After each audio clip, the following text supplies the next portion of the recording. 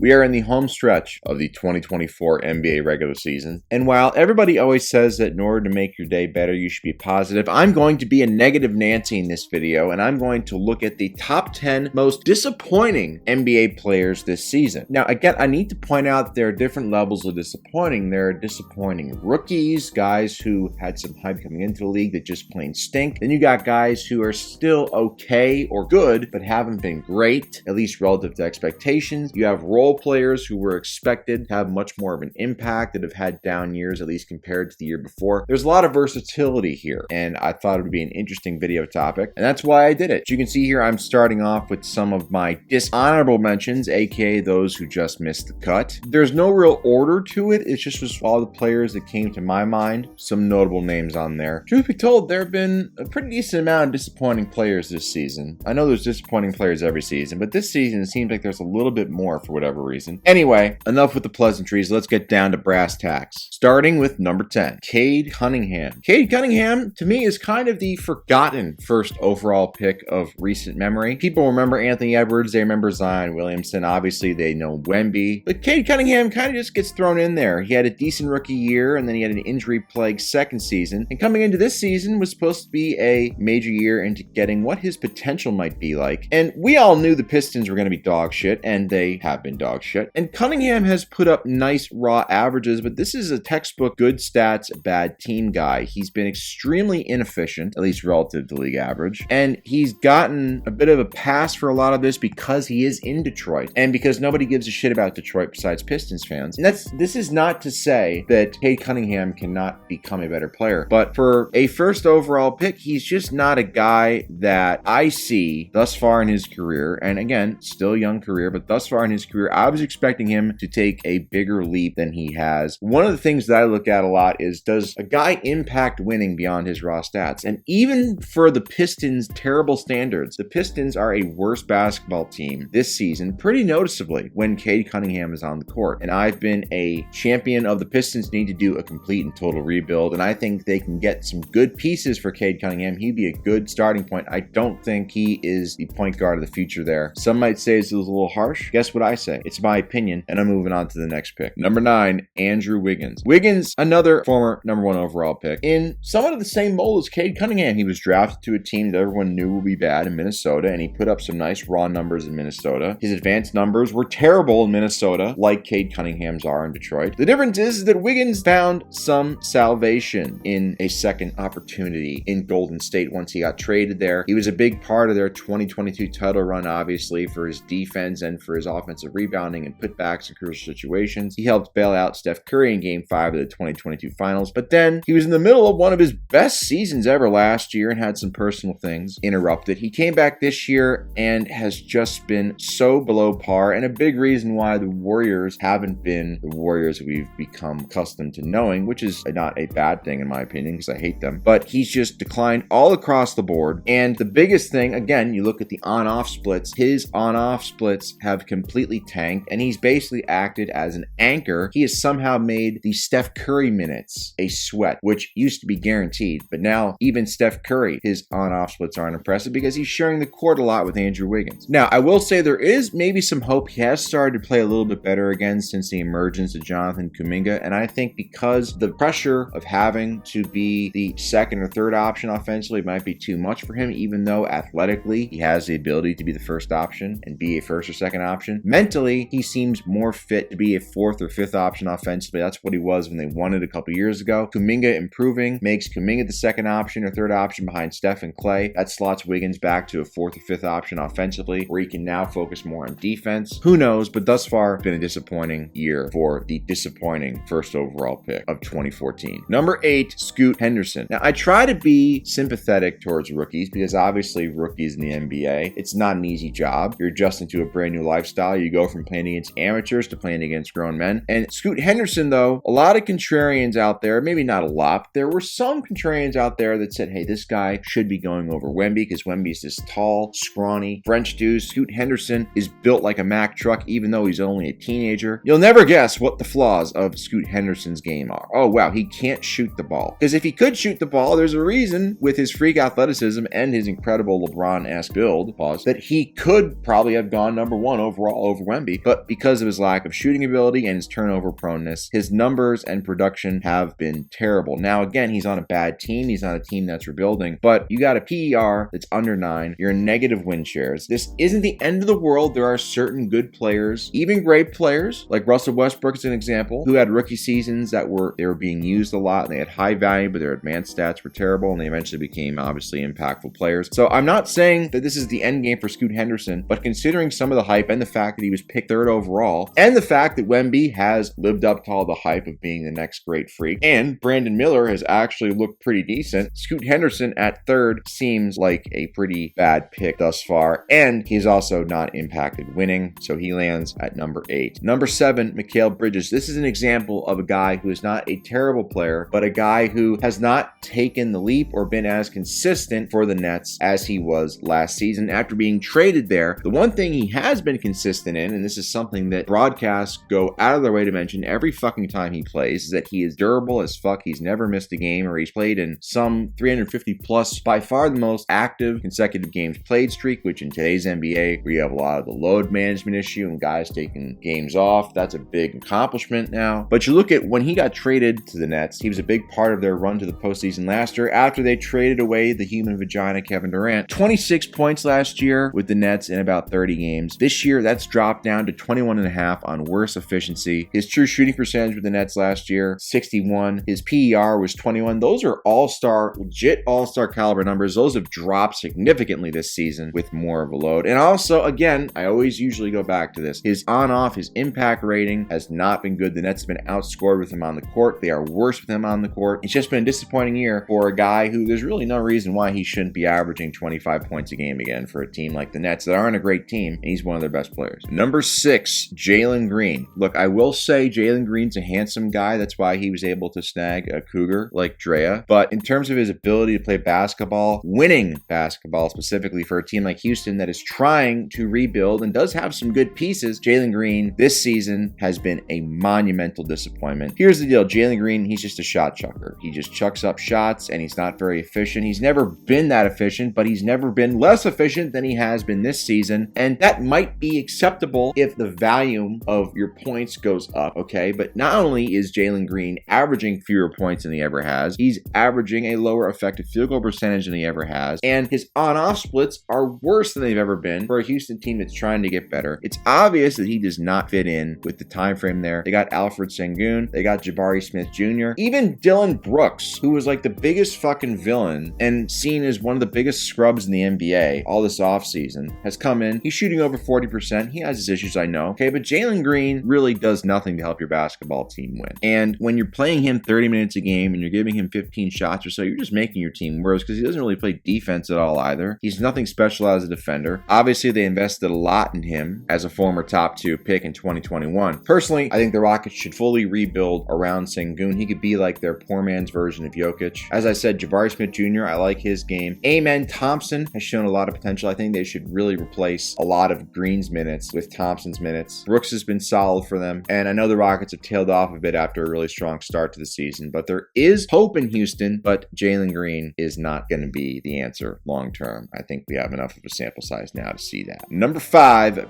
Bradley Beal. I was somewhat torn on whether to include Beal or not because in a weird way, we all know Bradley Beal's injury history. We all know the fact that, oh, he's just a good stats, bad team guy in Washington. He was already a little bit on the decline as well because he had back-to-back 30-point seasons in 2020 and 2021. Some of the most empty and hollow 30-point seasons ever, by the way. It's ridiculous. I don't know offhand because I was too lazy to look it up for this video, but Bradley Beal's record in games where he had over like 40 points is so horrifically bad. It's like a losing record. So the question about Beal is, does he impact winning? And when you're joining a team, this is supposed to be the next super team for Kevin Durant now with Devin Booker and Bradley Beal. And to nobody's surprise, he's continued to have injury issues. He's only played in 30 games. And even when he's been on the court, he has not been the same Bradley Beal. It's not surprising to see that his raw stats go down, particularly as a scorer. He was averaging 23 his last couple years of Washington. Now he's down to 18. That's going to happen when you go from being the first option on a bad team to the third option on a good team. Hello, Chris Bosh and Kevin Love. LeBron haters would try to make that out to seem like LeBron made them worse. Anyway, but Bradley Beal's injury history, the fact that that when he's been on the court this year, he hasn't been great. He's been worse. His player efficiency rating in Washington was about 20 last season. It's dropped below 15, which is supposed to be league average. It's about 15. But anyway, he hasn't been great when he's been on the court, and he hasn't been on the court for half the season. And he's getting paid a shitload of money. So unless he comes back for the playoffs and the Suns go on a title run, which they could do, but I wouldn't hold my breath, the Bradley Beal trade is going to be talked about as a massive step back for the Suns franchise. But on the other hand, it really can't get much worse for them than the way it ended the last 3 years. You blow a 2-0 lead in the finals, and then you get blown out at home in Game 7 in back-to-back seasons in the conference semifinals. So yeah, what do I know? Number 4, Patrick Williams. Now, this is a selection that I feel like there are a lot of Bulls fans that might agree with me. Patrick Williams is one of those guys, and this is one of the things about the NBA that I do like, is if you really ask a lot of casual fans, they really don't know who the fuck Patrick Williams is. And that's interesting to me because this dude was a top 4 pick in 2020. When you're getting picked 4th overall, you are expected to be an impactful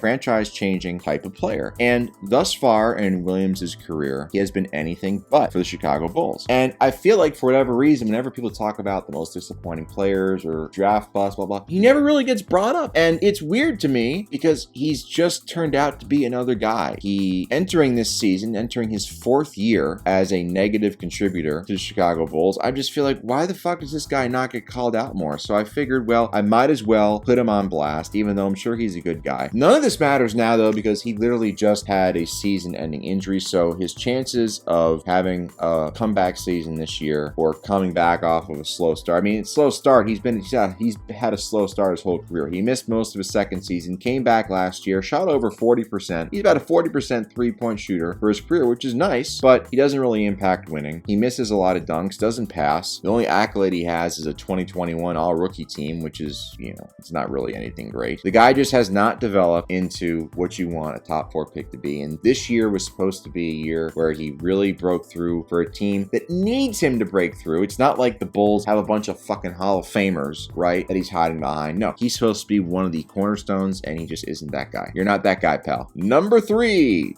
Damian Loyalty Lillard. This one was one that I think a lot of people might have expected because I would say Lillard during the offseason, I mean, he was the biggest, I would say, get during this past offseason. And people said, well, the Bucks are just going to waltz to a championship now. They got Giannis and Dame. And I wasn't as confident about that. I mean, who knows? You never know what happens in the playoffs. But thus far in Milwaukee, he did win the All-Star Game MVP, which doesn't matter. And the only thing he's done at an excellent level, or at least at the level he's really been expected to do, is shoot free throws. He leads the league in free throw percentage, which is why his true shooting percentage is still decent, but it's far below where it was his last season in Portland.